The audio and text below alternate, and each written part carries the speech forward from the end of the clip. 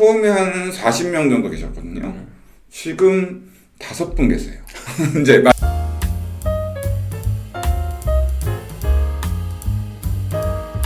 올해 지방직하고 국가직 네. 구급시험이 이제 끝이 났어요. 네. 이제 뭐 제가 강의한 행정학도 마찬가지고 행정도 그 전보다는 난이도가 많이 올라갔죠.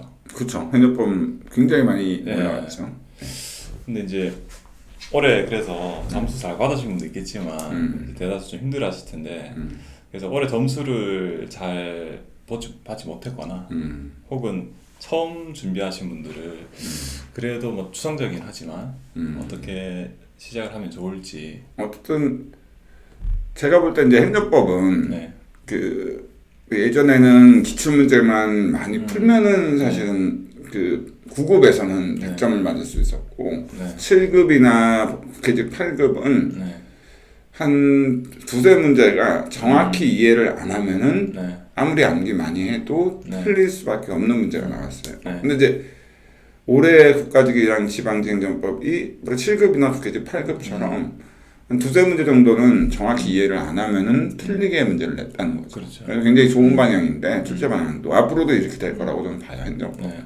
그러니까 결국 기본 강의 들으실 때 굉장히 정확하게 이해를 하셔야 돼요. 그러니까 예전에는 기출 문제 강의가 훨씬 더 중요한 강의였더라고 보면 지금은 기본 강의가 훨씬 중요합니다. 그래서 기본 강의를 아주 철저하게 이해 중심으로 들으셔서 기존에 공부했던 분들, 기존에 공부했던 분들도 다시 한번 기본 강의를 통해서 철저하게 이해를 하시는 것이 중요하다고 봐요.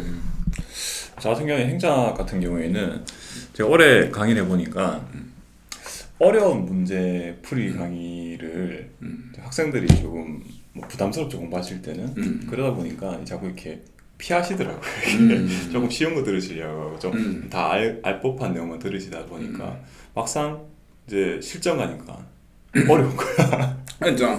그러니까 쉬운 거에만 집중하다가 하신 분들은 조금 막 굉장히 시험 이제 갑자기 어려지면은 잘 안 풀리잖아요. 갑자기 갭이 크다 보니까. 그렇죠. 그래서 올해부터는 아마 저는 사실은 그 전에 예측하기로는 어떻게 될지 알 수 없다고 말씀드렸는데 이 정도로 계속 난이도가 유지된다면은 어려운 문제에 대한 어떤 익숙함이랄까요? 그렇죠. 그런 연습도 충분히 해야 되지 않을까 또 싶기도 하고 네. 그리고 뭐 또 다른 측면에서는 꼼꼼하게도 좀 해야겠더라고요. 올해 제가 수강 강의 들으신 분들 중에 점수를 행정학에서 좀 잘 받았던 분들은 물론 이해도 중요한데 어떤 분들 제 신림동 분들이 좀 약간 특징이 이해 위주로는 가시려고 하는데 네, 그렇죠. 이해로만 때우려고요. 네. 암기를 전혀 안 해요.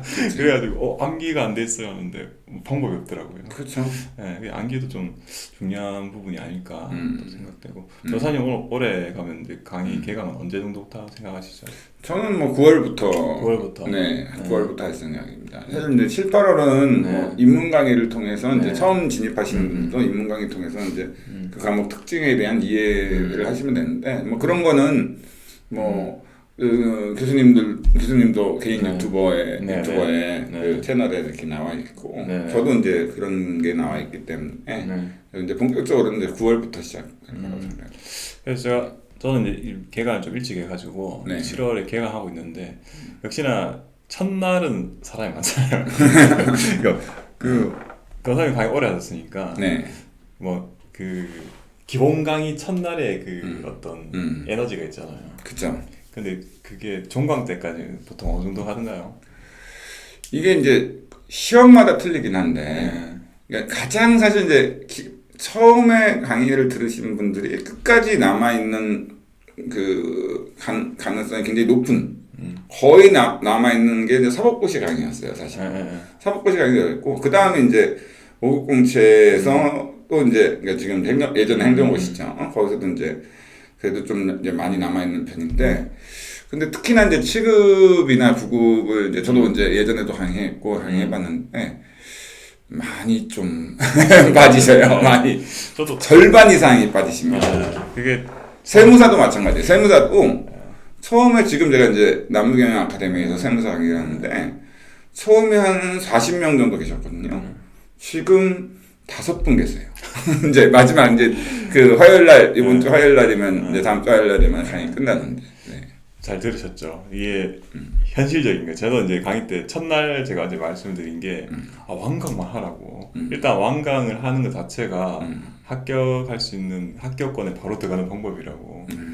강의가 사실 뭐 저도 변호사님 강의 듣고 저도 강의하고 있지만 강의 자체가 그렇게 막 아주 심도 있고 정말 이해 못하는 뭐 모르는 얘기를 하지 않잖아요. 그렇죠. 그러니까 누구나 꼼꼼하게 그날 학원에 와서 아니면 동영상 강의 듣는 어쩔 수 없다면 정해진 시간에 정해진 강의 듣고 정해진 복습하고 이게 이 루틴대로 탁탁탁탁 잘 유지하는 그렇죠. 그것만 잘해도 다 합격권 바로 가시더라고요. 네. 그 말 반대로 얘기하면 그게 참 어렵다는 얘기 되고 그렇죠. 습관을 좀 들여야 되는데 그럼 그 어떤 좀 이제 지금 의욕 있을 때니까 앞으로 이 의욕을 잘 유지할 수 있는 어떤 방법이랄까요? 뭐 그런 게 있을까요?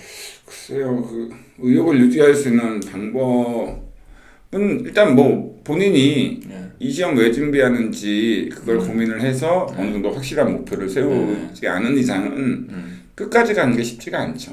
그리고 특히나 이제 그나마 실강은 조금 실강을 실제로 듣는 분들은 그래도 끝까지 가는 경우들이 많지만 인강은 실제로 정해진 시간에 끝까지 가는 경우가 거의 없죠. 왜냐면 이제 인강 듣다가 다른 거 바로 할 수 있는 상황이 되니까. 인강 듣다가 뭐 유튜브 좀 봤다가 넷플릭스 봤다가 네. 이러지. 그래서 이제 많은 분들이 실강 vs 인강 이렇게 얘기하잖아요. 어떤 게 더 도움이 되느냐. 어떤 게 그러니까 장단점이 있잖아요. 실강은 이제 실제로 듣는 좋은 점이 있긴 하지만은 또 질문할 수 있다는 거 강사한테 직접 가서. 근데 예를 들어서 뭐 자기가 몰랐던 자기가 이제 좀 졸았을 때 그 부분을 놓친다는 거. 인강은 이제 그런 부분들을 이제 보완할 수 있지만 강사한테 직접 질문할 수도 없고 긴장감도 좀 떨어지고. 근데 뭐 당연히 저는 실강이 도움이 된다고 보고요. 끝까지만 들으시면 도움이 돼요. 근데 실강을 듣다가 중간에 빠지거나 이러면은 처음부터 안 듣는 거랑 뭐 큰 차이가 없습니다. 그러니까 진짜 완강을 하셔야 되고 인강은 계획표를 분명히 짜셔야 돼요. 그 계획표를 짜지 않으면 계획표를 짜지 않고 몇 시부터 몇 시까지 이렇게 딱 일주일 한 달 계획표를 짜가지고 거기에 맞게 딱 들으시지 않으면은 절대로 그 정해진 시간 내에 그 과목을 완수할 수 없을 겁니다.